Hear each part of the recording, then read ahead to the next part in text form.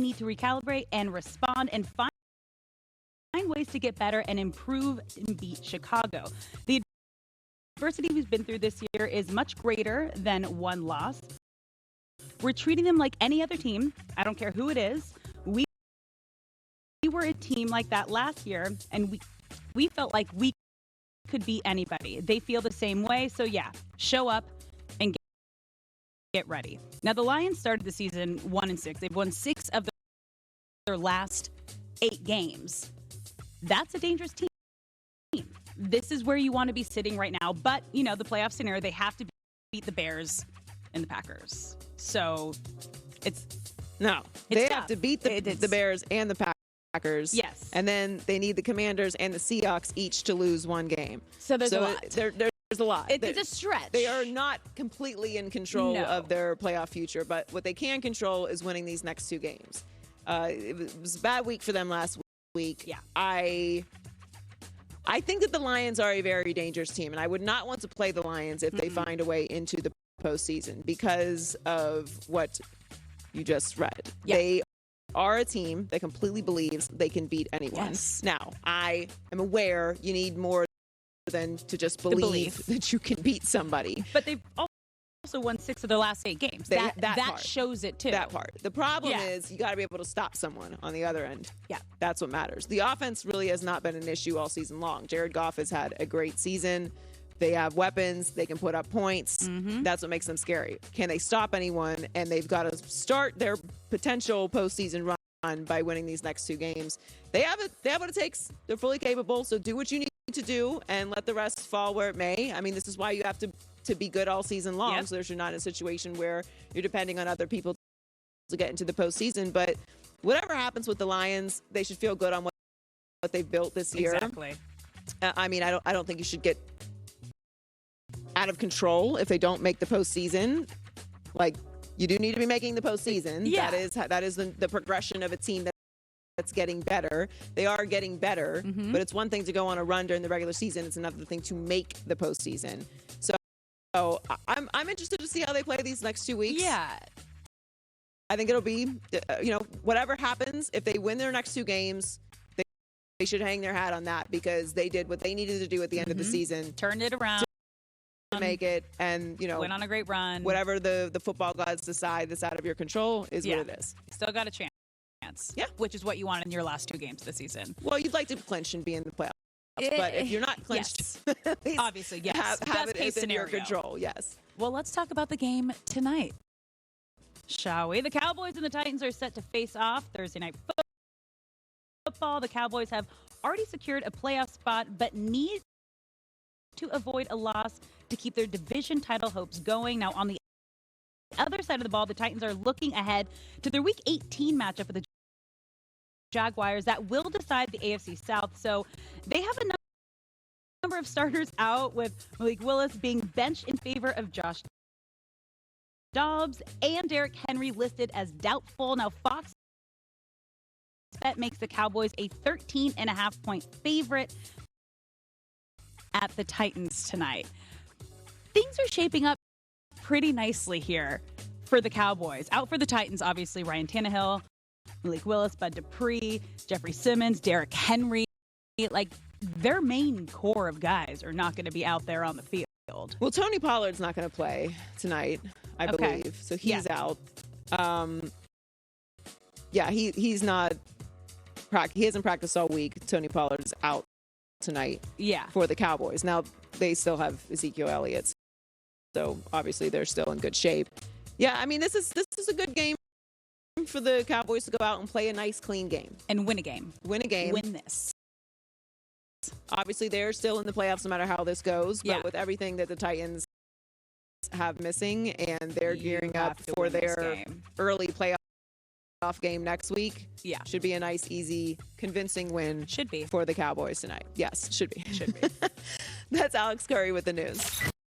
Well, that's the news. And thanks for stopping by.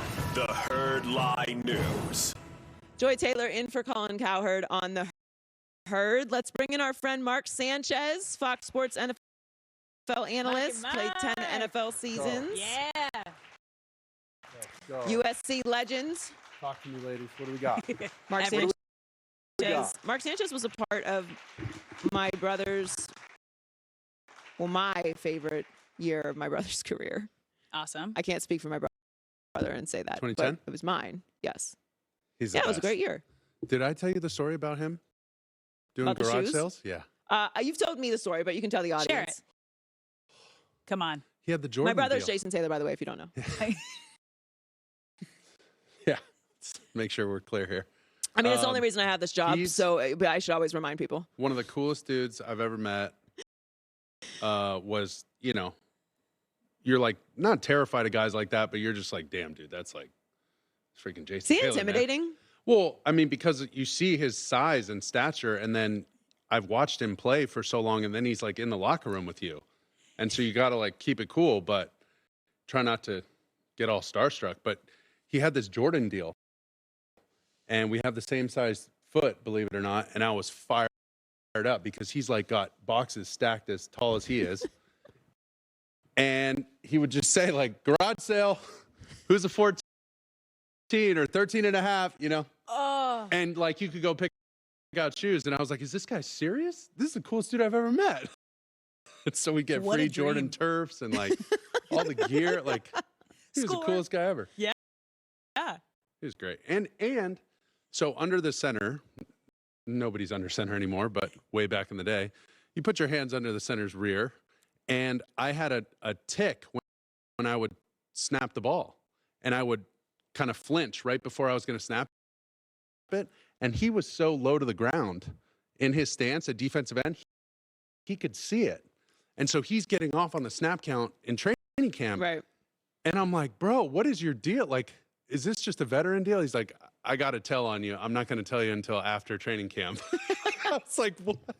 So he I'm wanted trying to to make keep sure I'm using on it this team. to his advantage. And then after training camp, he told me. So sometimes I would flinch on purpose just to throw it off during the season. So Yeah. That's got a a Hall of couple Famer. free 5-yard, Yeah. offsides from Listen, that. So You gotta take shoes, advantage of it. 3 yards. JT's the man. Yeah. Love it. That's awesome. So you had another story that you Oh, were telling us no. in the break before you no. came on. Alex did this story earlier today. Yeah. I mean, I listened on the way up. That's why I to be heard honest, it. I haven't gotten very involved in this Eli Apple Mac Jones beef. My suggestion, and I wonder if you agree with me, for Mac is that it's probably not the best idea to lean into the villain role as the quarterback, No. the quarterback position. You might just get dunked on by someone like Chandler Jones. There are opportunities for too bigger soon. guys on the field to soon. remind you that they don't. Are looking to improve their position to secure a first-round bye. Now, Buffalo is currently the number 1 seed, and Allen will look to carry the load.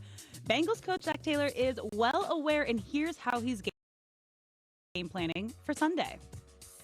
He's a great quarterback. We've seen him all year on the offense side of the ball because of a crossover tape with that division. And just them playing our opponents, our division, us playing their division. We probably crossed over with Buffalo 7 or 8 times this year. And so we've gotten a full dose of what he does. Really exciting player, extends plays. The play's never dead. All hands on deck when you're trying to corral him in the pocket and having to cover downfield, and brings an element to the quarterback run game. That can be a challenge as well. So there's a lot of things that they do offensively that you've got to prepare for and be ready for. This is going to be an exciting one. And this is the first matchup between Josh Allen and Joe Burrow, which is a little surprising. It shocked me a little bit. Because you would think 2 of the top quarterbacks, 2 of the next generation. We've been talking a lot about that next generation, right? These are the top 2 guys that everyone's talking about. The next superstars that are coming into their own. This is going to be a great matchup. Well, it's important also because they would like to have the top seed. That's very important. So it's exciting that the game actually matters and they're playing for something as well. I also think it'll be a good gauge where both of them are right now. The Bengals struggled early and have definitely gotten back on track. Joe Burrow's in the MVP conversation. The Bills started strong, and then had a little stretch there, and now there's still some questions about how their offense is going to perform at the highest level up against these great teams. So this is an amazing game to have on Monday night as we're heading into the end of the season and into the playoffs. And yeah, this is the future of the NFL. So hopefully we'll get lots of more of these matchups between Burrow and Josh Allen. And these are two guys that everyone's, obviously Josh Allen, everyone expects and has been talking about should be in a Super Bowl. Joe Burrow was just in a Super Bowl last season. Both first-round picks. So earlier this year. It's going to be fun. Oh, yeah. Earlier this year. You can say that for another couple of days here. Okay. Well, let's move on because the Lions are coming off a bad loss to the Panthers in Week 16, but an NFC wildcard spot is still within reach. Now, head coach Dan Campbell wants the team to recalibrate ahead of Sunday's matchup with the Bears, and Jared Goff is echoing that statement and said